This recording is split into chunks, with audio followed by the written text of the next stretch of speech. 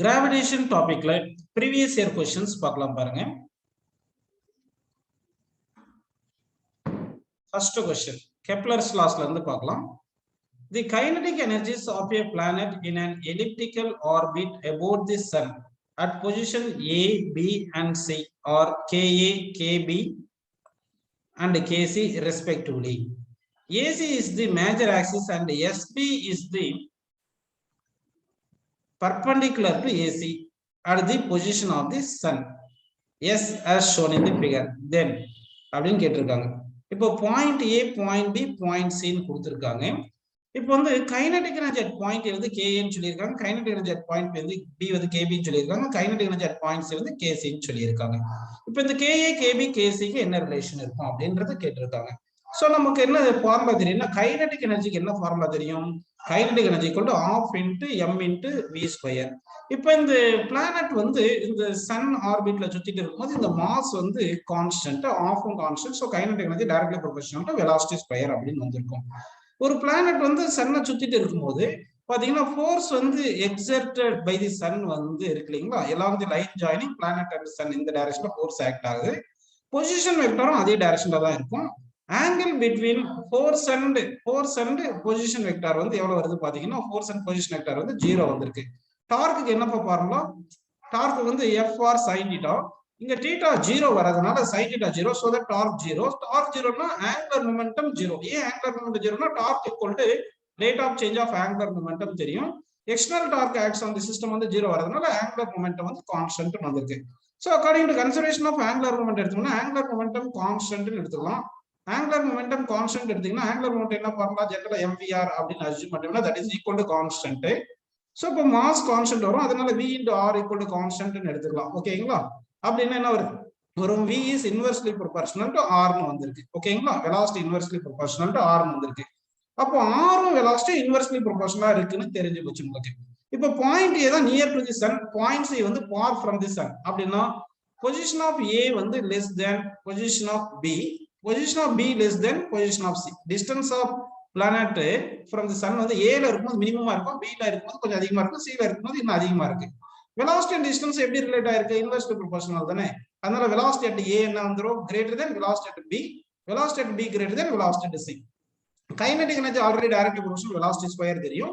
அதனால kinetic energy directly proportional velocity இருந்தாலும் அப்படி டைரக்டா kinetic energy at A greater than kinetic energy at B, kinetic energy at B greater than kinetic energy at C அப்படின்னு நம்ம எடுத்துக்கலாம். ஓகேங்களா? So இந்த ஆப்ஷன் எந்த ஆப்ஷன் கரெக்டா இருக்கு பாருங்க. ஃபர்ஸ்ட் क्वेश्चनக்கு செகண்ட் ஆப்ஷன் கரெக்டான ஆன்சர் அப்படின்னு நம்ம எடுத்துக்கலாம். ஓகேங்களா? ஓகேப்பா. இப்போ வந்து இது எல்லாமே உங்களுக்கு புரிஞ்சிருக்கு. இந்த இங்க வந்து பாத்தீங்கன்னா இந்த AS என்ற டிஸ்டன்ஸ் இதுதான் மினிமம் டிஸ்டன்ஸ். AS வந்து A பாயிண்ட் தான் மினிமமா இருக்கும். அதனால AS உம் BS உம் ஈக்குவல் எடுக்க கூடாது. படம் பார்க்கிறதுக்கு இந்த டயகிராம்ல ஈக்குவலா இருக்கிற மாதிரி தெரியலாமே தவிர, ஆனா பாயிண்ட் A வந்து நியர் டு S அப்படின்னு எடுத்துக்கணும். ஓகேங்களா? பாயிண்ட் A வந்து பெரிலியன், இது பாயிண்ட் C வந்து அப்பீலியன். அப்பீலியன்னா ரொம்ப தூரத்துல இருக்கும், பெரிலியன் வந்து கிட்ட இருக்கும். பாயிண்ட் B வந்து பிட்வீன் பெரிலியன் அண்ட் அப்பீலியன் டிஸ்டன்ஸ்ல இருக்கும் அப்படின்னு எடுத்துக்கணும். நெக்ஸ்ட் क्वेश्चन பாருங்க. A planet moving along an elliptical orbit is closest to the sun at a distance r1 and farthest away at a distance of r2. If v1 and v2 are their linear velocities at these points respectively, then the ratio of v1 and v2 is dash அப்படின்னு கேட்டிருக்காங்கப்பா. சரிங்களா? இப்போ நம்ம என்ன பண்ணலாம்னா, இப்போ Sun இப்படி இருக்குன்னு assume பண்ணிக்கிங்க. இப்போ பிளானட் வந்து எலிப்டிக்கல் ஆர்பிட்ல இப்படி சுத்திட்டே இருக்கு. கரெக்ட்டுங்களா? பிளானட் வந்து எலிப்டிக்கல் ஆர்பிட்ல சுத்திட்டே இருக்கு. இப்போ வந்து இது வந்து மேஜர் ஆக்சிஸ், மைனர் ஆக்சிஸ் எடுக்கலாம்.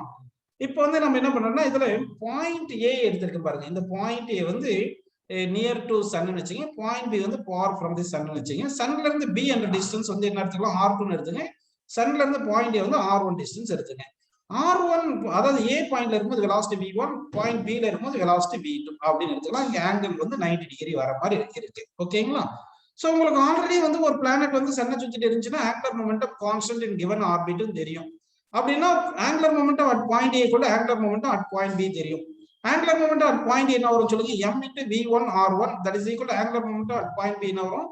m into v2 into r2. ஏன்னா மாஸ் ஆஃப் தி பிளானட் மாறாது, அதனால m கேன்சல் பண்ணிக்கலாம். இப்போ நமக்கு v1 by v2 தானே கேட்டிருக்காங்க. சோ v1 by v2 னா v2 கீழ கொண்டு வந்துருங்க. v1 by v2 is equal to இந்த r1 ரைட் சைடு போயிருமா? சோ r2 by r1 அப்படின்னு வந்திருக்கு. சோ இந்த क्वेश्चनக்கு ஆன்சர் வந்து v1 by v2 = என்ன போறது r2 by r1. அது எந்த ஆப்ஷன் பாருங்க, செகண்ட் ஆப்ஷன் கரெக்டான ஆன்சர் அப்படின்னு எடுத்துக்கலாம். நெக்ஸ்ட் क्वेश्चन போலாம் பாருங்க. The figure shows elliptical orbit of a planet M about the sun S. The shaded area SCD is twice the shaded area SAB. If T1 is the time for the planet to move from C to D and T2 is the time to move from A to B, then which option correct னு சொல்லியிருக்காங்க கேட்டிருக்காங்க. அப்படின்னா அங்க பாருங்க SCD என்றது எந்த area, SCD இந்த area பா, SCD இந்த ஏரியா இருக்கு கரெக்ட்டுங்களா, SCD. SAB என்றது இந்த ஏரியா இங்க காமிச்சிருக்க பாருங்க, இந்த ஏரியா தான் SAB. இந்த SCD இந்த ஏரியா வந்து twice the SAB னு சொல்லியிருக்காங்க, twice the SAB. அப்போ இந்த பிளானட் வந்து பாயிண்ட் C ல இருந்து D க்கு மூவ் ஆகிறதுக்கு, C ல இருந்து D க்கு மூவ் ஆகிறதுக்கு டைம் டேக்கன் T1 சொல்லியிருக்காங்க கரெக்ட்.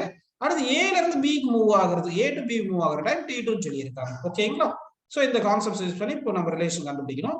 அப்ப A ல இருந்து B க்கு மூவ் ஆகிற டைம் T2, C ல இருந்து D க்கு மூவ் ஆகிற டைம் T1. சரி, இப்போ வந்து நமக்கு கெப்லர் செகண்ட் லால என்ன தெரியும்னா லா ஆஃப் ஏரியான்னு படிச்சிருப்போம்.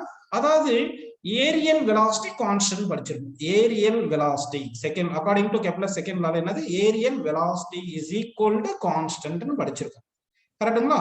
அப்படின்னா area swept by the line joining sun and planet by time is equal to constant அப்படின்னு எடுத்துக்கணும். ஓகேங்களா, அப்படின்னு எடுத்துக்கணும். அப்போ area swept by time taken இருக்கு இல்லையா, இந்த டைம் டேக்கன் இது வந்து எங்க C to D வரும்போது that is equal to area swept by time taken when it moves from A to B அப்படின்னு எடுத்துக்கலாம். இப்படி எடுத்துட்டீங்கன்னா ஃபர்ஸ்ட் கேஸ்ல ஏரியா எவ்வளவு கொடுத்திருக்காங்க பாருங்க.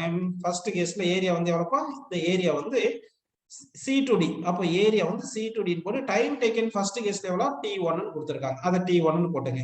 that is equal to area by time தான் ஏரியல் வெலாசிட்டி எடுத்துக்கணும். இங்க A to B போறது பாருங்க, ஏரியா வந்து A to B னு போட்டுக்கலாம். A to B னு போட்டுட்டு area divide by time taken to A to B வந்து T2 னு கொடுத்துட்டாங்க. இதுல क्वेश्चन என்ன கொடுத்திருக்காங்கன்னா C to D மூவ் ஆகுது, அந்த டைம் வந்து twice சொல்லிருக்காங்க பாருங்க, twice the distance traveled in AB. அதாவது ஏரியா ஷேடட் வந்து SCD ஏரியா ஷேடட் வந்து twice the shaded area சொல்லிருக்காங்க SAB. அப்படின்னா area swept by the line joining sun and planet when it moves from C to D இருக்கு, that is equal to twice the area swept by the sun and planet when it moves from A to B னு போட்டுக்கலாமா. அப்படின்னு போட்டீங்கன்னா இப்போ ஆன்சர்ல என்ன எழுதலாம் சொல்லுங்க, இந்த area swept by the CD பிளேஸ்ல twice the area of AB னு போட்டுக்கங்க divide by T1 is equal to area of the AB னு போட்டு டிவைட் பை T2 னு போட்டா இந்த ரெண்டுமே கேன்சல் ஆயிருமா. அப்ப வந்து இந்த T2 இங்க வந்துருச்சுன்னா T1 அங்க போயிடும். அப்போ T1 is equal to twice the T2 கரெக்ட்டுங்களா. சோ அப்ப எந்த ஆப்ஷன் வந்திருக்கு பாருங்க, தேர்ட் क्वेश्चनக்கு ஆப்ஷன் வந்து second option correct. T1 is equal to twice the T2 அப்படி கிடைச்சிருப்பா. நெக்ஸ்ட் क्वेश्चन பாருங்க. The period of revolution of planet A around the sun is 8 times that of B. The distance of A from the sun is how many times greater than that of B from the sun அப்படின்னு கேட்டிருக்காங்க. So அப்ப என்ன பண்ணலாம், இப்போ வந்து Sun இருக்கு, இப்போ இது சன்னு அஸ்யூம் பண்ணிக்கங்க. இப்போ பிளானட் A பிளானட் B னு ரெண்டு பிளானட் சுத்துது சன். அப்போ பிளானட் B இதுன்னு எடுத்துக்கலாம், இது பிளானட் B. அடுத்து பிளானட் A வந்து இப்படி சுத்திட்டு இருக்குன்னு எடுத்துக்கலாம். ஓகேவா, அது பிளானட் A னு எடுத்துக்கங்க. ஓகே, இது வரைக்கும் உங்களுக்கு புரிஞ்சிருக்கு. இப்போ நம்ம என்ன பண்ணலாம்னா இந்த distance of A from the sun வந்து சும்மா மீன் ரேடியஸ் வச்சுக்கலாம், RA மீன் ரேடியஸ், இது RB மாதிரி சும்மா அஸ்யூம் பண்ணிக்கங்க. ஆக்சுவலா செமி மேஜர் ஆக்சிஸ் அப்படின்னு எடுக்கணும் இருக்கட்டும். நம்ம ஜெனரலா கெப்லர் தேர்ட் லால என்ன formula, T² directly proportional to R³ அப்படின்னு சொல்லியிருக்கோம். Cube of the semi major axis சொல்லியிருப்போம், இல்லைன்னா மீன் ரேடியஸ் மாதிரி சும்மா அஸ்யூம் பண்ணிக்கலாம். ஓகேங்களா, இங்க என்ன சொல்லியிருக்காங்க, time period of revolution of planet A வந்து 8 times that of time taken by the planet B சொல்லியிருக்காங்க. அப்ப time period of planet A equal to 8 times of time taken by the planet B னு எடுத்துக்கலாம். அப்படின்னா how many times the distance of A from the sun with respect to distance of B from the sun னு கேட்டிருக்காங்க. So Kepler's தேர்ட்ல use பண்ணனும், T² directly proportional to R³ தானே. அப்போ T1² divide by T2². T1 TA னு வெச்சீங்க, T2 TB² equal to இங்க RA³ by RB³ அப்படின்னு போட்டுக்கலாமா. இப்போ வந்து TA equal to 8 TB னு சொல்லிட்டாங்க. அப்ப TA பிளேஸ்ல எவ்வளவு போடணும், நம்ம 8 times of TA பிளேஸ்ல 8 times of TB போடணும். அப்ப 8 times of TB னு போட்டு டிவைட் பை TB னு போட்டு ஹோல் ஸ்கொயர் அப்படின்னு நம்ம போட்டுக்கலாம்ப்பா. ஓகே, புரிஞ்சா? இப்ப இந்த டிபி கேன்சல் பண்ணிடலாம். இங்க என்ன வந்திருக்கு? இங்க கியூப்ப்பா, இங்க கியூப். சரிங்களா? அப்போ RA by RB ஹோல் கியூப்னு போட்டுக்கலாம். ஓகேவா? இது வரைக்கும் உங்களுக்கு புரிஞ்சிருச்சு. இப்ப என்ன பண்ணலாம்னா இது கியூபிக் ரூட் எடுத்துருங்க. அப்போ RA by RB is equal to 8 power இங்க 2 இருக்கு, கியூபிக் ரூட் எடுக்கிறோம் இல்லையா? அப்போ 2 by 3 ன்னு வந்துரும் கியூபிக் ரூட் எடுத்தா. இந்த 8 எப்படி எழுதிக்கலாம்? 2 power 3 எழுதிட்டு இங்க பவர் 2 by 3 இருக்கு இல்லையா? இந்த 3 கேன்சல் பண்ணிருங்க. அப்போ 2 power 2 இருக்கு இல்லையா? 2 power 2 எவ்வளவு? 4. அப்போ RA by RB is equal என்னப்பா வந்திருக்கு? 4 ன்னு வந்திருக்கு. அப்போ வந்து இதுல இருந்து என்ன பண்ணிடலாம்? mean distance of A from the sun is equal to 4 times of mean distance of planet B from the sun அப்படின்னு நம்ம அஸ்யூம் பண்ணிக்கலாம். சோ அப்போ வந்து என்ன பண்ணிடலாம் சொல்லுங்க? 4 அண்டர் எந்த ஆப்ஷன்? ஃபர்ஸ்ட் ஆப்ஷன் கரெக்டான ஆன்சர் எடுத்துக்கோ. ஓகேங்களா? சரிப்பா, நெக்ஸ்ட் क्वेश्चन பேர்லாம் பாருங்க. The distance of two planets from the sun are 10 power 13 meter and 10 power 12 meter respectively. The ratio of time periods of the planets is dash கேட்டிருக்காங்க. ஓகேங்களா? அப்படின்னா planet ஏக்கு வந்து டிஸ்டன்ஸ் வந்து RA ன்னு வெச்சுக்கீங்க, 10 power 13. பிளானட் பிக்கு வந்து எவ்வளவுப்பா? டிஸ்டன்ஸ் வந்து 10 power 12 பிளானட் பி. அப்ப ratio of the time periods question கேட்டிருக்காங்க. அதாவது time period of planet A by time period of planet B question mark கேட்டிருக்காங்க. So according to Kepler's third law என்ன பண்ணலாம்? T square directly proportional to R cube ன்னு எடுத்துட்டோம்னா அப்ப என்ன பண்ணலாம்? T is directly proportional to R power 3 by 2 போட்டுக்கலாம். ஓகேங்களா? அப்போ time period of the planet A by time period of the planet B equal to distance of the planet A by distance of the planet B from the sun power 3 by 2 ன்னு போட்டுக்கலாம். இப்ப distance of planet A எவ்வளவு? 10 power 13 கொடுத்திருக்காங்களா? So அத 10 power 13 போட்டுங்க. Divide by distance of the planet B எவ்வளவு சொல்லிருக்காங்க? 10 power 12. அப்ப இது வந்து 10 power 12 போட்டு power 3 by 2 போட்டுங்கப்பா. புரிஞ்சுங்களா? இப்போ இங்க 10 power 2ல இந்த 13 கேன்சல் பண்ணா 10 மட்டும் இருக்கும். அப்ப 10 power 3 by 2 ன்னு எடுத்துக்கலாம். 10 power 3 by 2. 10 power 3 by 2 எப்படி எழுதலாம்? இந்த 3 by 2 1 plus 1 by 2 ன்னு எழுதிக்கலாம் இல்லையா? அப்போ 10 power 1 into 10 power 1 by 2. 10 power 1 by 2 தான் √10 அப்படின்னு எடுத்துக்கலாமா? சோ 10 √10 அப்படின்னு ஆன்சர் கிடைச்சிருக்கு. சோ 5th क्वेश्चनக்கு ஆன்சர் என்னப்பா வந்திருக்கு? Ratio of the time period வந்து செகண்ட் ஆப்ஷன் கரெக்ட்னு எடுத்துக்கலாம்ப்பா. இது வரைக்கும் உங்களுக்கு புரிஞ்சிருக்குன்னு அஸ்யூம் பண்ணிக்கலாம். அடுத்து வந்து நம்ம நெக்ஸ்ட் क्वेश्चन போலாம் பாருங்க. A planet is moving in an elliptical orbit around the sun if T, V, E and L stands respectively for its kinetic energy, gravitational potential energy, total energy and magnitude of angular momentum about the center of force. Which of the following is correct அப்படின்னு கேட்டிருக்காங்கப்பா. Which of the following is correct ன்னு கேட்டிருக்காங்க. சரி, நல்லா கவனிங்க. இப்போ வந்து first T என்றது என்ன சொல்லியிருக்காங்க? T என்றது கைனடிக் எனர்ஜின்னு சொல்லியிருக்காங்கப்பா. அப்போ கைனடிக் எனர்ஜிக்கு என்ன ஃபார்முலா சொல்லுங்க? G into mass of the sun into mass of the planet divided by 2R அப்படின்னு தெரியும். அடுத்து V என்றது என்ன சொல்லியிருக்காங்க? V வந்து பாருங்க, V வந்து என்ன சொல்லியிருக்காங்க? Gravitational potential energy. Gravitational potential எனர்ஜிக்கு என்ன formula? minus G into mass of the sun into mass of the planet divided by distance radius, அதாவது distance of the planet from the sun ன்னு போட்டுங்க. அடுத்து E என்ன சொல்லியிருக்காங்க? E என்றது total energy. E என்றது டோட்டல் எனர்ஜி. கரெக்ட்டுங்களா? E வந்து டோட்டல் எனர்ஜி நம்ம எடுத்துக்கலாம். Total energy. டோட்டல் எனர்ஜி வந்து என்ன வரும் உங்களுக்கு? ஜெனரல் டோட்டல் எனர்ஜி வந்து minus G mass into sun into mass of the planet divided by mean radius அப்படின்னு நம்ம எடுத்துக்கிறோம், அஸ்யூம் பண்ணிக்கலாம். ஓகேவா? அடுத்து L வந்து என்ன சொல்லியிருக்காங்க? Magnitude of angular momentum. L வந்து magnitude of angular momentum. So angular momentum அப்படின்னு புரியுது உங்களுக்கு. சரி, இப்போ வந்து பாத்தீங்கன்னா இப்போ ஒவ்வொன்றா நம்ம பார்க்கலாம். கைனடிக் எனர்ஜி வந்து ஆல்வேஸ் பாசிட்டிவ். கரெக்ட்டுங்களா? கவனிங்க, கைனடிக் எனர்ஜி வந்து ஆல்வேஸ் பாசிட்டிவ். ஏன்னா இந்த G பாசிட்டிவ், மாசஸ் எல்லாம் பாசிட்டிவ், இந்த ஆரும் பாசிட்டிவ், டிஸ்டன்ஸும் பாசிட்டிவ். கைனடிக் எனர்ஜி ஆல்வேஸ் பாசிட்டிவ்ன்றது உங்களுக்கு புரியுது. ஓகேங்களா? சோ இங்க கைனடிக் எனர்ஜி இஸ் கன்சர்வ்ட்னு சொல்லியிருக்காங்களா? ஆனா kinetic energy inversely proportional R இருக்கு இல்லையா? இப்போ பிளானட் வந்து சன்னை சுத்திட்டு இருக்கும்போது, இது சன்னு எடுத்துட்டீங்கன்னா பிளானட் வந்து சன்னை சுத்தும் போது என்ன ஆகுது? இந்த பிளானட் இங்க இருக்கும்போது இந்த டிஸ்டன்ஸ் பாருங்க R. அதே மாதிரி இந்த பொசிஷன்ல இருக்கும்போது பிளானட் டிஸ்டன்ஸ் பாருங்க, பொசிஷன் 1 பொசிஷன் 2ல டிஃபரண்ட் டிஸ்டன்ஸ். அப்போ R சேஞ்ச் ஆச்சுன்னா kinetic energy depends on R வந்திருக்கு. R சேஞ்ச் ஆச்சுன்னா அப்ப கைனடிக் எனர்ஜி வேரியபிள். அப்ப kinetic energy is conserved. First option சொன்னது தப்பு, அது கரெக்ட் கிடையாது. அப்படின்னா கைனடிக் எனர்ஜிக்கு ½ mv² ன்னு எடுத்துட்டீங்கன்னா உங்களுக்கு வெலாசிட்டி என்ன ஆகும்? சேஞ்ச் ஆயிட்டே தானே இருக்கும். அதாவது பிளானட் வந்து சன்னு கிட்ட வரும்போது வெலாசிட்டி அதிகமா இருக்கும், தூரமா இருக்கும்போது கம்மியா இருக்கும், நமக்கு தெரியும் வெலாசிட்டி. சோ அதனால கைனடிக் எனர்ஜி நாட் கன்சர்வ் அப்படின்னு எடுத்துக்கலாம். ஓகேவா? சரி, அப்ப தப்பு. அடுத்து பொட்டன்ஷியல் எனர்ஜி பார்க்கலாம். பொட்டன்ஷியல் எனர்ஜி பாருங்க, பொட்டன்ஷியல் எனர்ஜி வந்து இங்க நெகட்டிவ் இருக்கா, அப்ப ஜிஎம் இந்த ஜிஎம் இதெல்லாமே ஆர் எல்லாம் பாசிட்டிவ், அப்போ பொட்டன்ஷியல் எனர்ஜி ஆல்வேஸ் நெகட்டிவ். ஆனா பொட்டன்ஷியல் எனர்ஜி ஆல்வேஸ் பாசிட்டிவ் சொல்லியிருக்காங்க, செகண்ட் ஆப்ஷன் அதுவும் தப்பு. அடுத்து இ இஸ் ஆல்வேஸ் நெகட்டிவ் சொல்லியிருக்காங்க, இ வந்து ஆல்வேஸ் நெகட்டிவ் சொல்லியிருக்காங்க. டோட்டல் எனர்ஜி வந்து ஆல்வேஸ் நெகட்டிவ், ஏன்னா இது மொத்தம் பாசிட்டிவ், இங்க நெகட்டிவ் போட்டோம்னா அப்ப டோட்டல் எனர்ஜி நெகட்டிவ் வருது. சோ அதனால என்ன பண்ணலாம், டோட்டல் எனர்ஜி ஆல்வேஸ் நெகட்டிவ், இந்த ஆப்ஷன் கரெக்ட் தான். சோ ஆப்ஷன் சி வந்து கரெக்ட். இருந்தாலும் ஆப்ஷன் டி ஒரு முறை பார்த்துக்கலாம் பாருங்க. L is conserved but direction of vector L சேஞ்சஸ்ன்றாங்க. எல்ன்றது ஆங்குலர் மொமெண்டம் தானப்பா, ஆங்குலர் மொமெண்டம்ன்றது வெக்டார், ஆங்குலர் மொமெண்டம் வந்து வெக்டார் கரெக்டா. இதுல என்ன சொல்லியிருக்கணும், ஆப்ஷன் டில வந்து ஃபோர்த் ஆப்ஷன்ல angular momentum conserved but direction of angular momentum சேஞ்சுன்னு சொல்லியிருக்காங்க. ஆக்சுவலா டார்க் வந்து ஜீரோன்னு உங்களுக்கு தெரியும், ஏன்னா line joining sun and planet டைரக்ஷன்ல தான் ஃபோர்ஸ் இருக்கும், இந்த பொசிஷன் வெக்டாரா இருக்கும். Angle between force and position vector 0 டிகிரினால டார்க் வந்து என்ன ஃபார்முலா, எஃப்ஆர் சைன் தீட்டான்னு போட்டோம்னா தீட்டா 0னால சைன் தீட்டா 0 வந்து டார்க் 0. டார்க் 0 என்ன அர்த்தம், angular rate of change of angular momentum 0.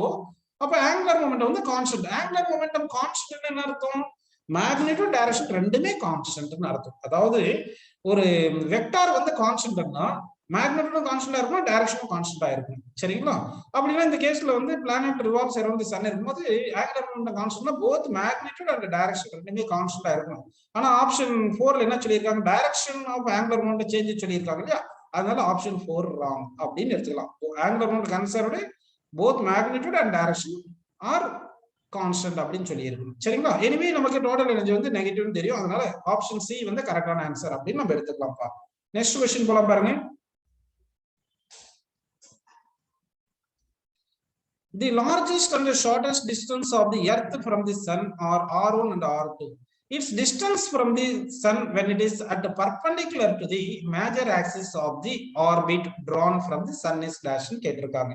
அப்படின்னா இந்த क्वेश्चन பார்க்கலாம் பாருங்க. இப்போ வந்து என்ன பண்ணலாம்னா, இப்போ எலிப்ஸ், அதாவது பிளானட்ஸ் வந்து எலிப்டிக்கல் ஆர்பிட்ல தான் சுத்திட்டு இருக்கும், உங்களுக்கு தெரியும் கரெக்ட்டுங்களா. எலிப்டிக்கல் ஆர்பிட்ல சுத்துதுன்னு எடுத்துக்கலாம்.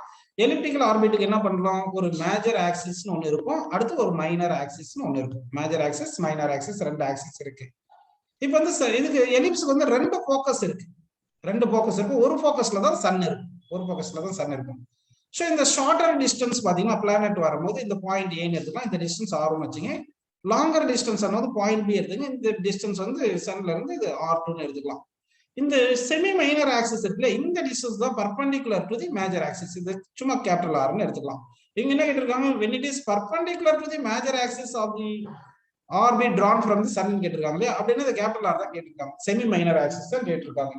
எலிப்ஸ்க்கு ஒரு ப்ராப்பர்ட்டி இருக்குப்பா, அந்த ப்ராப்பர்ட்டி நம்ம யூஸ் பண்ணி சால்வ் பண்ண போறோம், சரிங்களா. எலிப்ஸ்க்கு என்ன ப்ராப்பர்ட்டி பாத்தீங்கன்னா 2/r is equal to 1/r1 plus 1/r2. அதாவது இந்த மினிமம் டிஸ்டன்ஸ் இந்த மேக்ஸிமம் டிஸ்டன்ஸ் ரெசிப்ரோக்கல் பண்ணி ஆட் பண்ணா that is equal to 2 by இந்த செமி மைனர் ஆக்சிஸ் அப்படி நமக்கு வந்துரும். சோ இப்போ இத சால்வ் பண்ணி பாருங்க, இத சால்வ் பண்ணா சிம்பிளை பண்ணா என்ன ஆன்சர் வருது பாருங்கப்பா. இது சிம்பிளை பண்ணீங்கன்னா r is equal, இங்க எல்சிஎம் எடுத்துங்க, இங்க எல்சிஎம் எடுத்தீங்கன்னா என்ன வரும், r1 plus r2 divided by r1 r2 வருமா. அதுக்கப்புறமா இங்க இந்த r வந்து அந்த பக்கம் கொண்டு போயிட்டு மற்றது இந்த பக்கம் கொண்டு வந்துருங்க. சோ தட் சிம்பிளை பண்ணி பாருங்க, 2 into r1 r2 divided by r1 plus r2 ன்னு ஆன்சர் கிடைச்சிருக்கும். சோ அப்படின்னா எந்த ஆப்ஷன் கரெக்ட்னு எடுத்துக்கலாம், 7th வந்து ஆப்ஷன் சி கரெக்ட்னு எடுத்துக்கலாமா.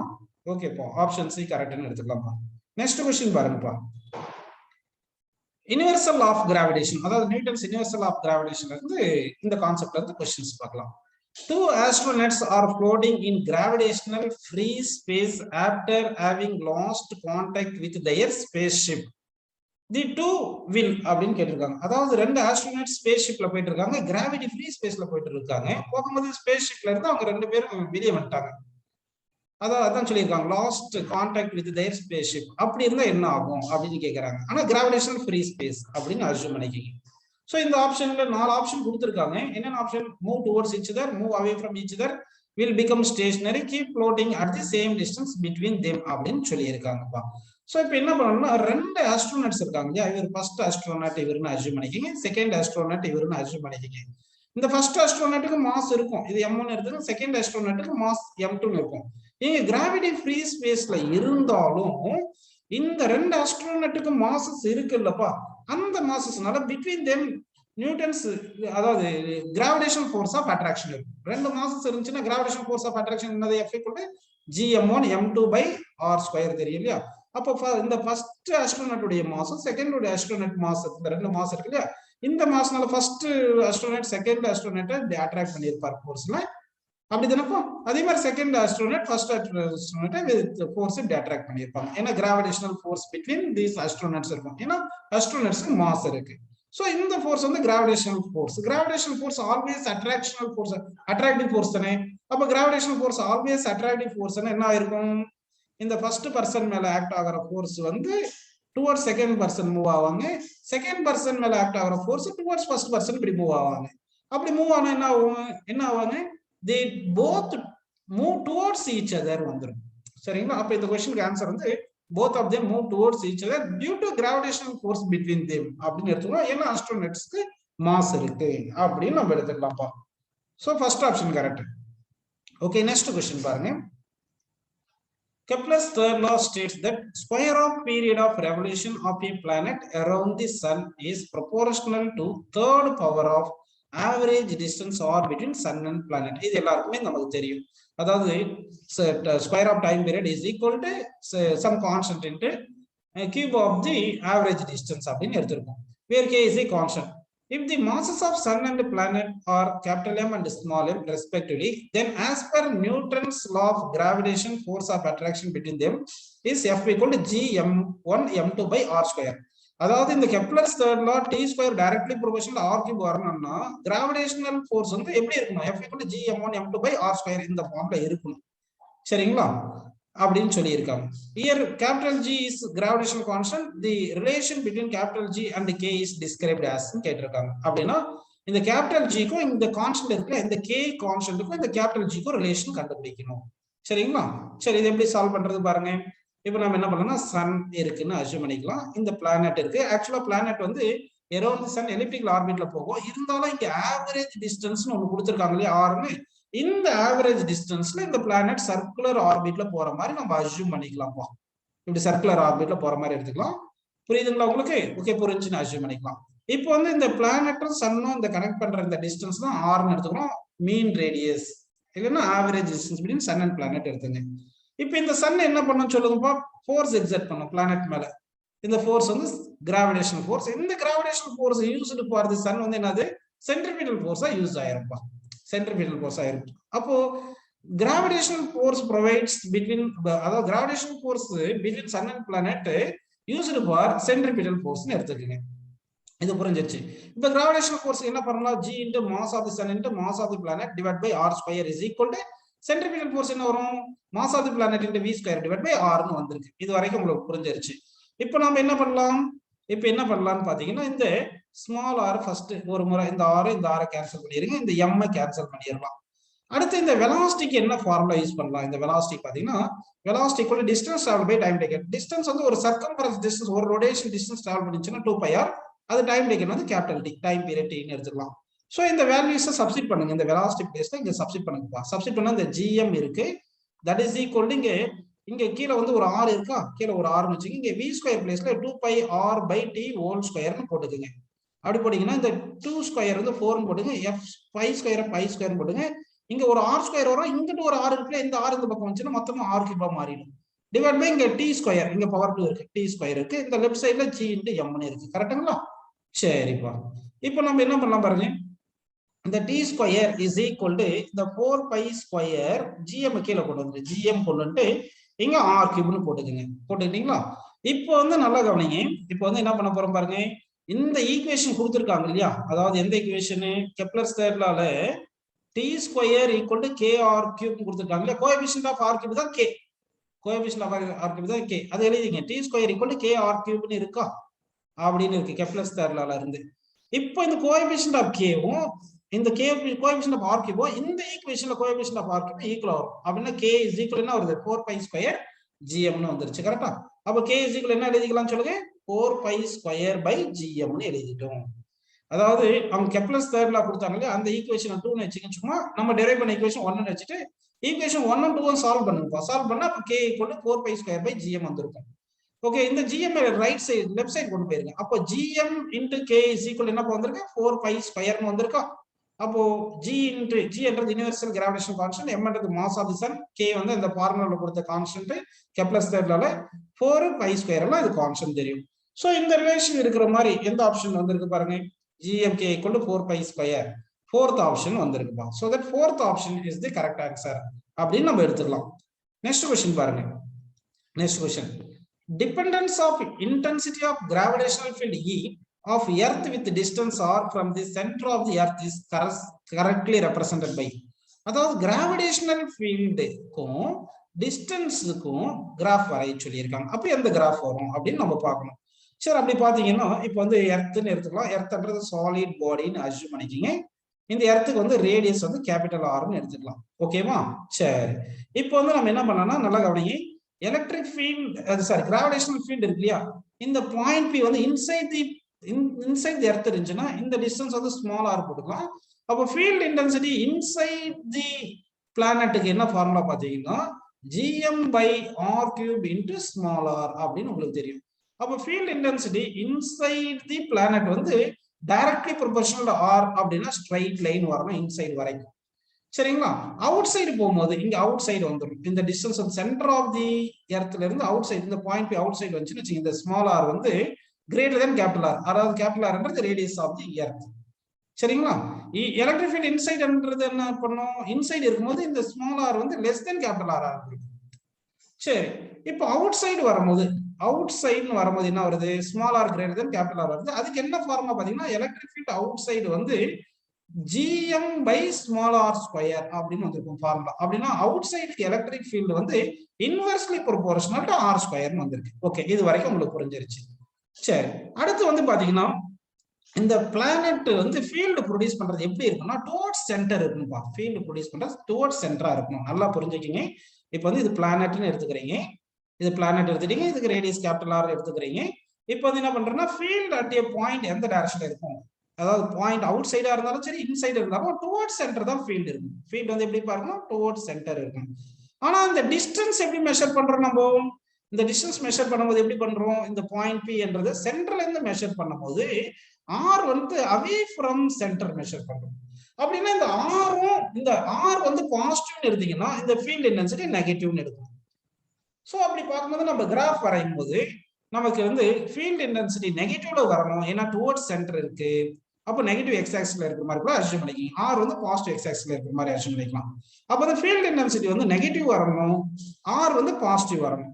சோ அப்படின்னு பார்த்தோம்னா அப்போ கிராஃப் எதுல வரணும், ஆர்ன்றது பாசிட்டிவ் வந்துருக்கும். ஆர் வந்து எக்ஸ் ஆக்சிஸ்ல இருக்கும், R X axis, field intensity Y ஆக்சிஸ்ல இருக்கும். ஆனா ஃபீல்ட் இன்டென்சிட்டி நெகட்டிவ்னு வரணும். கரெக்ட்டுங்களா? அப்படின்னா இந்த மாதிரி வர கிராஃப் எந்த கிராஃபா இருக்கணும், ஃபர்ஸ்ட் ஆஃப் ஆல் இது ஃபோர்த் குவாட்ரண்ட்ல இருக்கணும் அப்படின்னு புரிஞ்சு போச்சு.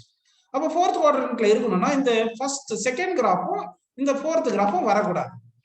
செகண்ட் கிராஃபும் ஃபோர்த் கிராஃபும் வராது. கரெக்ட்டுங்களா? சரி, அப்போ இப்போ எந்த கிராஃப் வரலாம் பாத்தீங்கன்னா எலக்ட்ரிக் ஃபீல்ட் இன்டென்சிட்டி இன்சைட் வந்து டைரக்ட்லி ப்ரொபோர்ஷனல் டு ஆர் தானே. அப்போ சர்ஃபேஸ் வர வரைக்கும், சர்ஃபேஸ் தான் கேபிட்டல் ஆர், அது வரைக்கும் வரதுக்கு எப்படி இருக்குன்னா எலக்ட்ரிக் ஃபீல்ட் வந்து ஸ்ட்ரைட் லைன் கிராஃபா இருக்கும். எலக்ட்ரிக் ஃபீல்ட் இன்டென்சிட்டி இன்சைட் வந்து டைரக்ட்லி ப்ரொபோர்ஷனல் டு ஆர். கரெக்ட்டுங்களா? சரி, அதே மாதிரி அவுட் சைடு வரும்போது inversely proportional to R, inversely proportional to r² வருது. அவுட் சைடு வரும்போது இன்வெர்ஸ்லி ப்ரொபோர்ஷனல் டு r² இருந்துச்சுன்னா ரெக்டாங்குலர் ஹைப்பர்போலா, அதாவது ரெக்டாங்குலர் ஹைப்பர்போலா இங்க வந்திருப்பாங்க. அப்ப அவுட் சைடு வந்து இன்வெர்ஸ்லி ப்ரொபோர்ஷனல் டு r² வந்திருக்கு. சோ அதனால கிராஃப் ஏ கரெக்ட். ஒருவேளை நமக்கு வந்து இந்த ஃபோர்த் குவாட்ரண்ட்ல கொடுக்காம எல்லா கிராஃபும் ஃபர்ஸ்ட் குவாட்ரண்ட்லயே கொடுத்திருந்தா அப்ப வந்து கிராஃப் பி கரெக்ட்னு எடுத்துக்கலாம். அந்த கேஸ்ல வந்து எலக்ட்ரிக் ஃபீல்டுடைய கிராவிடேஷனல் ஃபீல்டுடைய மேக்னிட்யூட் கிராஃப் வரைஞ்சிருக்காங்கன்னு நம்ம எடுத்துக்கணும். சோ நல்லா ஞாபகம் வச்சுக்கணும். எப்பயாவது வந்து கிராஃப் வந்து இந்த மாதிரி கொடுக்கும்போது அந்த ஃபர்ஸ்ட் குவாட்ரண்ட் ஃபோர்த் குவாட்ரண்ட்ல ரெண்டுத்துலயும் இருக்கிற மாதிரி கொடுத்திருந்தா அப்போ டைரக்ஷனும் சைனும் நம்ம கன்சிடர் பண்ணிக்கலாம். ஏன்னா கிராவிடேஷன் ஃபீல்டு வந்து வெக்டார், சைனும் எடுத்துக்கணும். சோ இப்போ இங்க வந்து என்ன பண்ணிட்டாங்க, இந்த ஃபர்ஸ்ட் கிராஃப் செகண்ட் கிராஃப் இதெல்லாம் பார்க்கும்போது நமக்கு வித் டைரக்ஷனோட கொடுத்திருந்தாலும் ஃபர்ஸ்ட் கிராஃப் கரெக்ட்னு எடுத்துக்கணும். ஒரே இந்த ஃபர்ஸ்ட் கிராஃப் கொடுக்காம இருந்திருந்தா, இந்த மாதிரி கொடுக்காம இருந்தா அப்போ வந்து மேக்னிட்யூட் மட்டும் வரைஞ்சிருக்காங்க, செகண்ட் ஆன்சர் எடுத்துக்கணும். சோ அதனால 4 ஆப்ஷன் பார்க்கும்போது எது கரெக்டான ஆப்ஷனோ அதுதான் எடுத்துக்கணும். ஓகேங்களா? சோ இந்த क्वेश्चनக்கு வந்து ஃபர்ஸ்ட் ஆப்ஷன் கரெக்ட்னு எடுத்துக்கலாம். நெக்ஸ்ட் क्वेश्चन பாருங்க. இங்க பாருங்க, which one of the following flats represent the variation of gravitational field on a particle with distance r due to thin spherical shell of radius r. இங்க பாருங்க அதே மாதிரி கிராவிடேஷனல் ஃபீல்டுக்கு distance, போன क्वेश्चनல கிராவிடேஷனல் ஃபீல்டுக்கும் டிஸ்டன்ஸ் தான் கேட்டாங்க. ஆனா இங்க கிராவிடேஷன் ஃபீல்டுக்கும் டிஸ்டன்ஸ் கேக்குறாங்க. ஆனா இங்க வந்து எல்லா கிராஃபும் வந்து ஃபர்ஸ்ட் குவாட்ரண்ட்ல கொடுத்துட்டாங்க. அதனால ஃபீல்ட் வந்து நம்ம டைரக்ஷன் எடுக்க தேவையில்லை, மேக்னிடியூடுக்கு மட்டும் வரைஞ்சா போதும். நம்ம கொஸ்டின் கேட்கறதுக்கு தகுந்த மாதிரி அந்த ஆப்ஷன் கொடுத்துருப்பாங்க இல்லையா, அதுக்கு தகுந்த மாதிரி நம்ம மைண்ட மாத்திக்கணும். ஸோ இங்க வந்து கிராவிடேஷன் ஃபீல்ட் அகைன் நெகட்டிவ் வரும், ஃபோர்த் குவாட்ரண்ட்ல தான் வரணும், எந்த ஆப்ஷன் கரெக்ட் கிடையாது சொல்லக்கூடாது. ஸோ இங்க வந்து மேக்னிடியூடுக்கு மட்டும் தான் நம்ம பார்க்கணும். ஓகேங்களா, அப்படின்னு எடுத்துக்கணும். சரிங்களா, இதே இந்த இதுலயும் நம்ம ஃபோர்த் குவாட்ரண்ட்ல கொடுத்துருந்தா அந்த ஆப்ஷன் எடுத்துக்கணும், ஃபோர்த்ல வரதான் கரெக்ட். ஏன்னா கிராவிடேஷன் ஃபீல்டு வந்து opposite distance from the centre அப்படின்னு புரியும் உங்களுக்கு. ஓகேங்களா, சரி இப்போ வந்து இங்க கொடுத்தது என்ன கொடுத்துருக்காங்க பாருங்க, தின் ஸ்பெரிக்கல் ஷெல்னு கொடுத்துருக்காங்க. தின் ஸ்பெரிக்கல் ஷெல் என்னப்பா, ஹாலோ ஸ்பியர். தின் ஸ்பெரிக்கல் ஹாலோ ஸ்பியர். போனது சொன்னது என்னது, இது வந்து என்னதுப்பா, இன்டென்சிட்டி ஆஃப் கிராவிடேஷனல் ஃபீல்டு சொல்லியிருக்காங்க, சென்டர் ஆஃப் எர்த் சொன்னாங்க. எர்த் வந்து சாலிட் ஸ்பியரா நம்ம கன்சிடர் பண்ணிக்கிறோம். அப்ப இது வந்து சாலிட் ஸ்பியர், இது சாலிட் ஸ்பியர் கரெக்டா. இப்போ பாக்குறது நமக்கு என்ன என்ன இது கொடுத்துருக்காங்க, இது வந்து தின் ஸ்பெரிக்கல் ஷெல்லுன்னு சொல்லிட்டாங்க, ஸ்பெரிக்கல் ஷெல்லுன்னு சொல்லிட்டாங்க. அப்படின்னா இது ஹாலோ ஸ்பியர். இது என்ன ஸ்பியர், ஹாலோ ஸ்பியர் கரெக்டுங்களா. ஸோ ஹாலோ ஸ்பியர்னு உங்களுக்கு புரியுது. இப்போ இந்த ஹாலோ ஸ்பியர்ல எலக்ட்ரிக் கிராவிடேஷனல் ஃபீல்ட் இன்சைடு வந்து ஹாலோ ஸ்பியர்ல எவ்வளோப்பா, ஜீரோன்னு சொல்லியிருக்கு. இன்சைடு வந்து ஜீரோ, ஏன்னா பொட்டன்ஷியல் வந்து கான்ஸ்டன்ட் தெரியும் உங்களுக்கு.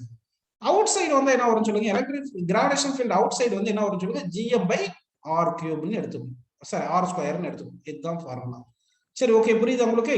இப்போ என்ன பண்ணலாம்னா, இந்த சென்டர் ஆஃப் தி ஷெல் இருக்கு இல்லையா, இதை வந்து ஆரிஜின் எடுத்துட்டு, இந்த சென்டர் ஆரிஜின் எடுத்துட்டு இதுல இருந்து சர்ஃபேஸ் வரும், சர்ஃபேஸ் வரைக்கும் எவ்வளவு சொல்லுங்க, R டிஸ்டன்ஸ் எடுத்துங்க. ஸோ ஸ்மால் ஆர் வந்து லெஸ் தென் R ஆச்சுன்னா எலக்ட்ரிக் கிராவிடேஷன் ஃபீல்ட் வந்து இன்சைட் வரதுனால அது 0 வந்துடும். அதே ஸ்மால் ஆர் வந்து டிஸ்டன்ஸ் வந்து கிரேட்டர் தென் R வந்துச்சுன்னா அவுட் சைடு வந்துடும். அப்போ அவுட் சைடு வந்துச்சுன்னா கிராவிடேஷன் ஃபீல்ட் வந்து இன்வெர்ஸ்லி ப்ரொபோர்ஷனல் R² வந்துடும். அப்படின்னா 0ல இருந்து R வரைக்கும், R வரைக்கும் ஃபீல்டு 0வா இருக்கும். அந்த மாதிரி ஒரே ஒரு ஆப்ஷன் பி மட்டும் தான் இருக்கு பாருங்க. ஆப்ஷன் பில மட்டும் தான் சென்டர்ல இருந்து சர்ஃபேஸ் வரைக்கும் இந்த இது அப்படியே வந்து ஸ்பியர் மாதிரி வரைஞ்சிருக்கீங்க. இப்படி ஸ்பியர் மாதிரி வரைஞ்சிருந்தீங்கன்னா உங்களுக்கு புரிஞ்சிருக்கும். இங்க ஸ்பியர் மாதிரி வரையும்போது இதுதான் சென்டர் பாயிண்ட், சென்டர்ல இருந்து இது சர்ஃபேஸ் வரைக்கும் இந்த டிஸ்டன்ஸ் வரைக்கும் ஃபீல்டு 0வா இருக்கும். புரிஞ்சுங்களா உங்களுக்கு. அதுக்கப்புறம் பாருங்க அவுட் சைடு சர்ஃபேஸ், இது வந்து என்னது, இன்சைட் தி ஸ்பியர்னு போட்டுட்டீங்க. இப்போ இங்க வெளியே வந்து அவுட் சைடு ஸ்பியர், ஏன்னா இதுதான் வந்து என்ன வந்திருக்கு, இந்த R தான் கிரேட்டர் தென் R இருந்துச்சு. அவுட் சைடு வரும்போது என்ன ஆகுது, inversely proportional R². So rectangular hyperbola, அப்போ ஃபீல்டு வந்து குறைஞ்சிட்டே இருக்கும். So second option is the correct answer அப்படின்னு நம்ம இந்த கொஸ்டினுக்கு எடுத்துக்கலாம். ஓகேங்களா. ஓகேப்பா, நெக்ஸ்ட் கொஸ்டின் பாருங்க.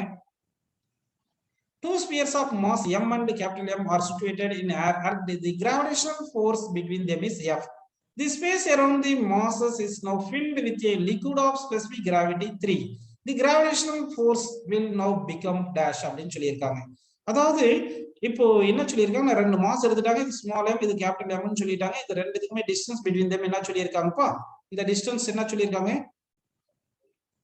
இந்த டிஸ்டன்ஸ் வந்து ஸ்மால் r அப்படின்னு எடுத்துக்கங்க. இப்போ வந்து ஃபோர்ஸ் பிட்வீன் them என்ன வருது சொல்லுங்க, இங்க ஃபோர்ஸ் பிட்வீன் them என்ன வருது, g × m1 × m2/r² வரும். இந்த g வந்து யுனிவர்சல் கிராவிடேஷனல் கான்ஸ்டன்ட். இந்த கான்ஸ்டன்ட் வந்து independent of medium, independent of medium அப்படின்னு எடுத்துக்கலாம். சரிங்களா, இண்டிபெண்டன்ட் ஆஃப் மீடியம் அப்படின்னா கிராவிடேஷனல் ஃபோர்ஸ் வந்து இண்டிபெண்டன்ட் ஆஃப் மீடியம். அதாவது நல்லா ஞாபகம் வச்சுக்கணும், கிராவிடேஷனல் ஃபோர்ஸ் வந்து இண்டிபெண்டன்ட் ஆஃப் மீடியம் அப்படின்னு எடுத்துக்கணும். அப்படின்னா மீடியம் எந்த மீடியம் கொண்டு வந்தாலும் கொண்டு வரலைனாலும், இந்த இங்க சொல்லியிருக்காங்க லிக்விட் வந்து ஃபில்டு வித் மீடியம் சொல்லியிருக்காங்க இல்லையா, இந்த மீடியம் எந்த மீடியமா இருந்தாலும் ஃபோர்ஸ் வந்து மாறாது. ஏன்னா force gravitational force independent of medium. அதனால வந்து என்ன வந்துடும், ஆன்சர் வந்து பின்னு வந்துடும். ஓகே, புரிஞ்சுங்களா உங்களுக்கு. சரி, இப்போ வந்து இங்க உங்களுக்கு இதுல ஒரு கன்ஃபியூஷன் இருந்திருக்கலாம். இந்த போன கொஸ்டின்ல வந்து இந்த ஒரு ஹாலோ ஸ்பியர் எடுத்தீங்கன்னா பொட்டன்ஷியல் இன்சைடு வந்து கான்ஸ்டன்ட் உங்களுக்கு தெரியும், இன்சைடு வந்து கான்ஸ்டன்ட் தெரியும். ஆனா கிராவிடேஷனல் ஃபீல்டு வந்து 0. எப்படின்னு பாத்தீங்கன்னா கிராவிடேஷனல் ஃபீல்டுக்கும் பொட்டன்ஷியலுக்கு என்ன ஃபார்முலா பார்த்தோம், E - dV/dr பார்த்தோம், ஞாபகம் இருக்குங்களா. அப்போ வந்து இங்க V வந்து இன்சைடுக்கு வரும்போது, அதாவது இது வந்து E வந்து இன்சைட்னு எடுத்துட்டோம்னா கிராவிடேஷனல் ஃபீல்டு, V வந்து கான்ஸ்டன்ட் தானே. அப்ப கான்ஸ்டன்ட்டை டிஃபரன்ஷியேட் பண்ண என்ன வரும் சொல்லுங்க, கான்ஸ்டன்ட்டை டிஃபரன்ஷியேட் பண்ண என்ன வரும், 0 தான் வரும். அதனால கிராவிடேஷனல் ஃபீல்ட் இன்டென்சிட்டி வந்து இன்சைட் தி ஹாலோ ஸ்பியர் வந்து 0 அப்படின்னு நம்ம எடுத்துக்கிறோம். சோ அதனால வந்து கண்டிப்பா இந்த ஆப்ஷன் பி தான் கரெக்ட் அப்படின்னு நம்ம எடுத்துக்கணும்.